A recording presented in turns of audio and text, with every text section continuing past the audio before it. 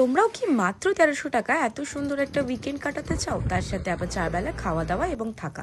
তাহলে রিলটা ঝটপট সেভ করে নাও। শিয়ালদা স্টেশন থেকে মাত্র ৩ ঘন্টার দূরত্বে নামখানা স্টেশনে নেমে ফেরি পার করে আমরা পৌঁছে গিয়েছিলাম মৌসুমী আইল্যান্ডের তাসের ঘরে।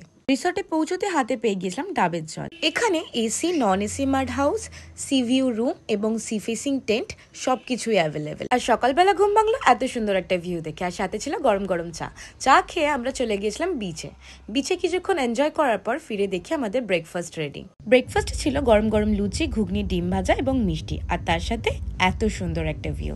আর লাঞ্চে ছিল অসাধারণ স্বাদের বাঙালি খাবার, ভাত, ডাল, একটা তরকারি, ঝুরি আলু ভাজা, চিংড়ি মাছের মালাইকারি, পমফ্রেট মাছ, চাটনি, পাপ, সবকিছু মিলিয়ে শীতের দুপুরে খাওয়া দাওয়াটা একবারে জমে গিয়েছিল। সন্ধ্যা নামতেই পুরো রিসর্টটার আলোয় সেজে ওঠে, আর তার সাথে লাইভ মিউজিক আর বনফায়ার তো আছেই। আর হ্যাঁ, বারবিকিউর অপশনসও অ্যাভেলেবেল। সন্ধ্যের স্ন্যাক্সে ছিল বারবিকিউ আর পকোড়া, আর রাতের ডিনারে চিকেনের সাথে ভাত রুটি দুটোই পেয়ে যাবে। এই রিসর্টটা কিন্তু পেট ফ্রেন্ডলি, কাপল ফ্রেন্ডলি এবং অবশ্যই ফ্যামিলি ফ্রেন্ডলি।